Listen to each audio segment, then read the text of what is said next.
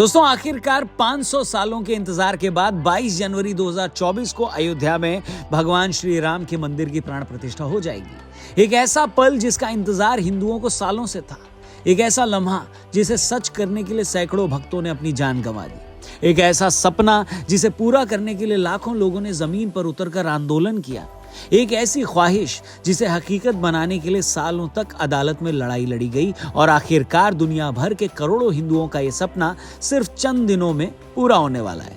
यकीन मानिए दोस्तों, दुनिया भर में रहने वाले करोड़ों हिंदुस्तानियों के लिए इससे बड़ी खुशी, इससे सुंदर दिन और इससे दिव्य अनुभूति कोई हो ही नहीं सकती। माना जा रहा है कि देश भर से 25 लाख लोग इस पल का गवाह बनने अयोध्या पहुंचेंगे। इन लोगों के स्वागत के लिए अयोध्या का हर घर होटल बन चुका है। देश भर से अयोध्या के लिए 1000 ट्रेनें चलाई जा रही हैं। अयोध्या का नया एयरपोर्ट बनकर तैयार हो चुका है। अयोध्या का नया रेलवे स्टेशन यात्रियों के स्वागत के लिए तैयार खड़ा है। और ऐसे समय में जब पूरा देश उस दिन की उल्टी गिनती गिन रहा है, कुछ नेताओं को ये सारी तैयारी, लोगों की ये उत्तेजना रास नहीं आ रही। उन्हें इस बात से चिढ़ हो रही है कि देश में राम मंदिर का ऐसा सुरूर क्यों छाया है। उन्हें इस बात से तकलीफ हो रही है कि प्रधानमंत्री इस कार्यक्रम में क्यों जा रहे हैं। वो इस बात पर भी अपनी छाती कूट रहे हैं कि हर दिन अखबार में मंदिर निर्माण की खबरें क्यों छप रही हैं। तो भाई आज के इस वीडियो में, आज के इस पंतंत्र में राम मंदिर के उत्साह से चिढ़े हुए ऐसे ही नेताओं की हम खबर लेंगे। तो आइए इनकी बारात निकालते हैं। वीडियो पसंद आए तो प्लीज अपने दोस्तों, यारों, रिश्तेदारों से इसे शेयर करते हुए कमेंट सेक्शन में जय श्री राम जरूर लिखिएगा। ठीक है, शुरू करते हैं। जय श्री राम। नमस्कार दोस्तों, आप देख रहे हैं फनतंत्र। मैं हूं रौनक। 22 जनवरी 2024 को दोपहर 12:20 पर कुछ ऐसा होने वाला है जिसका सपना देखते देखते न जाने कितनी पीढ़ियां गुजर गई, मगर सैकड़ों सालों की ये हसरत महज कुछ हफ्तों में हकीकत बनने वाली है। इससे पहले कि मैं इस कार्यक्रम से पहले चिढ़े हुए नेताओं पर आऊं, आपको उद्घाटन से जुड़ी कुछ जरूरी बातें बता देता हूं। 22 जनवरी को तो राम मंदिर का उद्घाटन है, मगर उससे एक हफ्ते पहले 16 जनवरी को दशविध स्नान, विष्णु पूजन, पंचगव्य प्राशन और गोदान का कार्यक्रम होगा।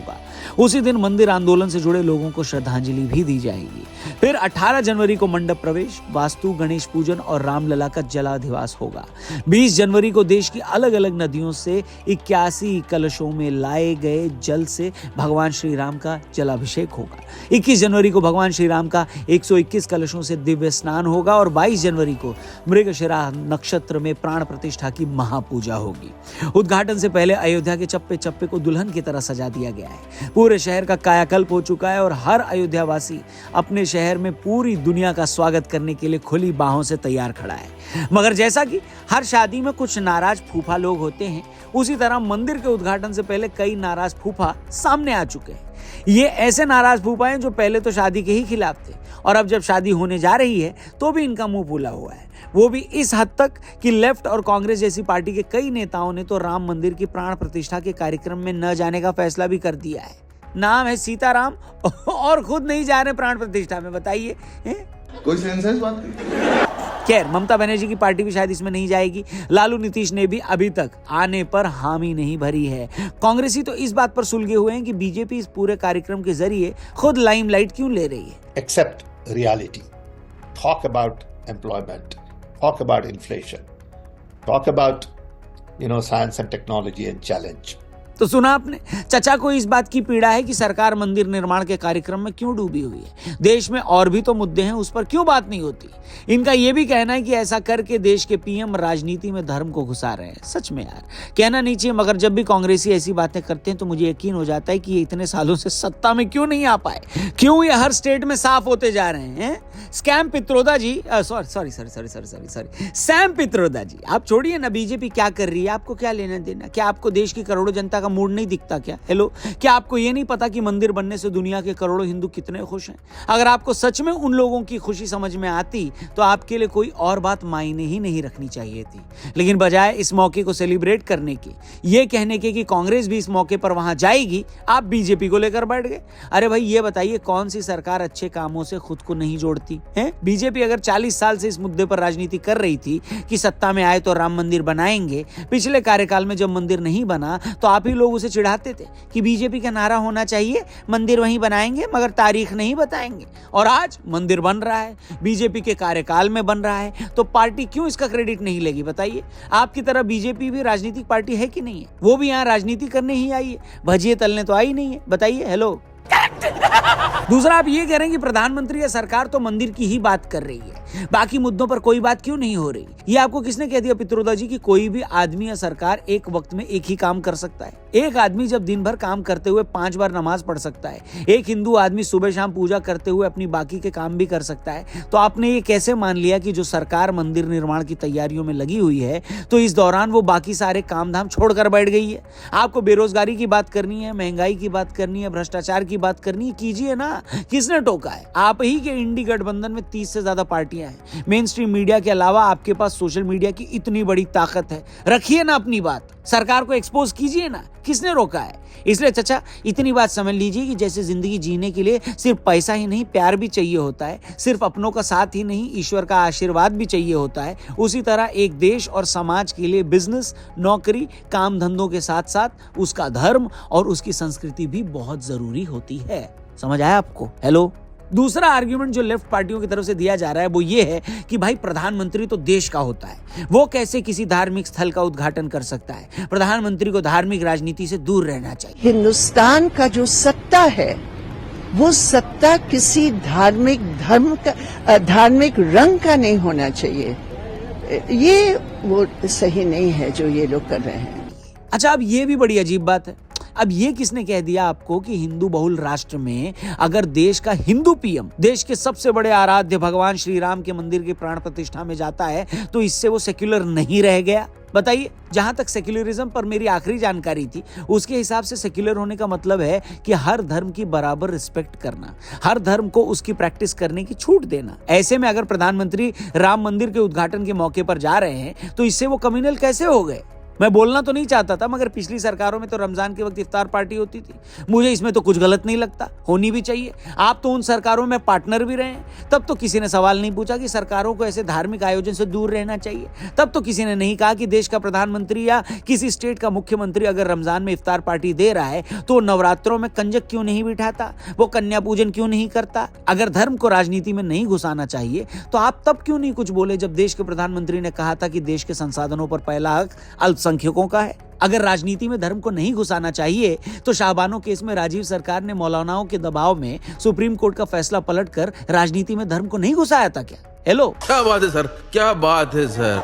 दूसरी बात, ये किसने कह दिया कि किसमें क्या घुसाना है या क्या नहीं? जब इंडी गठबंधन या राहुल बाबा बार बार जातिगत जनगणना करके जातियों की संख्या के हिसाब से उनके हक की बात करते हैं तो क्या ऐसा बोलकर वो राजनीति नहीं करते? क्या उनकी सच में नीयत है कि वो लोगों को उनका हक दिलाएं? बिल्कुल नहीं। उसके पीछे भी तो यही राजनीति है ना कि हिंदुओं को अगर जाति के नाम पर बांट दिया तो बीजेपी कमजोर हो जाएगी। मतलब अगर खुद को सूट करे तो राजनीति में जाति को घुसा लो, लेकिन अगर कोई दूसरा अपने फायदे के लिए अगर सिर्फ अपनी धार्मिक पहचान को ले आए तो आप चिल्लाने लगो। ऐसा कैसे चलेगा दीदी, बताइए? बोलो बोलो, अरे भैया, हिंदू बहुल देश में भगवान श्री राम जी के मंदिर में अगर देश का प्रधानमंत्री नहीं जाएगा तो कौन जाएगा? किम जॉन उन या उर्फी जावेद? मगर नहीं, हर दिन कोई ना कोई ऐसा बयान लगातार दे रहा है। कपिल सिब्बल बोल रहे हैं कि बीजेपी वाले तो दिखावा करते हैं, राम तो मेरे दिल में बसते हैं। सीताराम येचुरी, जिनके नाम में सीता भी है और राम जी भी, उन्होंने तो राम मंदिर के उद्घाटन के लिए मिले निमंत्रण को ही ठुकरा दिया। वाह, एक गजब बात है भाई। This inauguration ceremony is that it has been converted into a state-sponsored event. So therefore, in these circumstances, I regret not being able to attend the function. यहाँ देश दुनिया से लोग इस मौके का गवाह बनने के लिए मरे जा रहे हैं। लोग बसों, ट्रेनों, हवाई जहाज में लद लद कर अयोध्या आ रहे हैं और आप कह रहे हैं कि हमने इस निमंत्रण को ठुकरा दिया क्योंकि वहां पीएम भी आ रहे हैं। मामले का राजनीतिकरण किया जा रहा है। अब मैं तो इस ऑब्जेक्शन को सच में नहीं समझ पा रहा हूँ भाई। अगर पीएम इस कार्यक्रम में आ रहे हैं, यूपी के सीएम भी आ रहे हैं और बाकी पॉलिटिशियंस की तरह आपको भी इनविटेशन मिला है तो प्रॉब्लम क्या है? अरे भाई दिक्कत तो तब होती और राजनीति तब होती जब सिर्फ सरकार के लोगों को बुला लिया जाता और बाकी पार्टियों को पूछा नहीं जाता। अब जब सारी पार्टियों के लोग आ रहे हैं तो फिर उद्घाटन झारखंड के मुख्यमंत्री से तो करा नहीं देंगे ना। हेलो, वो काम तो पीएम ही करेंगे। तो फिर इस नाराजगी का रीजन समझ नहीं आया मेरे को। चचा, ये बड़ी अच्छी बात कही है। इसी तरह लालू और नीतीश बाबू को भी निमंत्रण मिला है, कांग्रेस के सीनियर लीडर्स को भी निमंत्रण दिया गया है, मगर वो सब आएंगे या नहीं अभी तक क्लैरिटी नहीं है भाई साहब इस पर। इसके उलट हर दूसरे दिन हमें यही सुनने को मिलता है कि पीएम क्यों आ रहे हैं, बीजेपी वाले इसे राजनीतिक रंग क्यों दे रहे हैं। अरे भैया हेलो, एक बात बताओ, शादी जिसके घर होगी शगुन का लिफाफा तो वही लेगा ना। मंदिर बीजेपी का एजेंडा था, उसी के कार्यकाल में मंदिर बन भी रहा है, तो सरकार मंदिर का उद्घाटन दिग्विजय सिंह से करवा दे क्या? बोलो बोलो, करवाना है तो बताओ।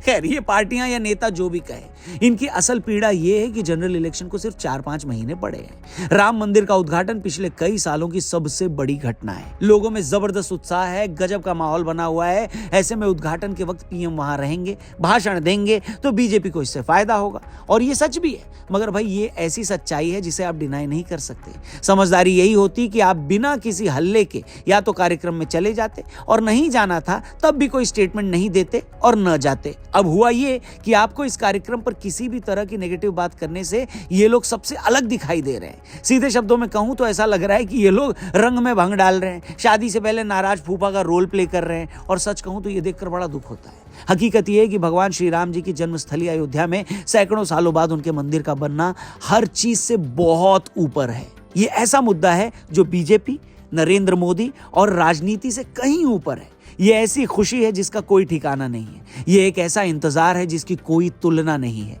ये ऐसा परमानंद है जिसे सिर्फ महसूस किया जा सकता है। इसलिए मेरी ऐसे तमाम लोगों से हाथ जोड़कर विनती है कि भैया इस शुभ अवसर पर कोई नेगेटिव बात मत करिए, ऐसा कुछ भी मत बोलिए जिससे लोगों का दिल दुखे, माहौल में कड़वाहट पैदा हो, ऐसा कुछ मत करिए। हमें तो खुश होना चाहिए कि ये सपना हम लोगों के जीते जी पूरा हो रहा है। सोचिए कितने लोग अदालतों में मंदिर की लड़ाई लड़ते लड़ते मर गए, कितने लोग मंदिर आंदोलन में पुलिस की गोलियों से मारे गए, कितने इस दिन को देखने से पहले इस दुनिया से चले गए। मगर आप और हम खुशकिस्मत हैं कि ये सपना हमारे जीते जी पूरा हो रहा है। और अगर ये सपना हो रहा है पूरा, तो इसके लिए भगवान का धन्यवाद कीजिए, उस ईश्वर के प्रति अपनी कृतज्ञता जाहिर कीजिए जो आपको ये दिन दिखा रहा है। मगर कुछ लोग इस छोटी सी सच्चाई को समझने के बजाय इस महान अवसर में भी पॉलिटिक्स का नफा नुकसान ढूंढ रहे हैं, जो कि सच में तकलीफ देने वाला है। खैर, बेहतर यही होगा कि हम ऐसे लोगों को इग्नोर करें और खुली बाहों से उस महान दिन का स्वागत करें। बाकी आपकी इस मामले पर क्या राय है, कमेंट करके जरूर बताइएगा। ऐसे लोगों के बारे में, ऐसे बेतुके बयानों को जब आप सुनते हैं तो आपका क्या रिएक्शन आता है, और आपको क्या लगता है इस पे सबसे ज्यादा पॉलिटिक्स कौन कर रहा है? प्लीज अपना ओपिनियन जरूर शेयर करिएगा कमेंट सेक्शन में। और ये वीडियो अगर आपको पसंद आई हो तो प्लीज इसे जरूर शेयर करिएगा। हमारे चैनल को भी सब्सक्राइब करिएगा। फेसबुक पे देख रहे हैं तो हमारे पेज को जरूर लाइक करिएगा। Thank you for watching. जय हिंद, जय श्री राम।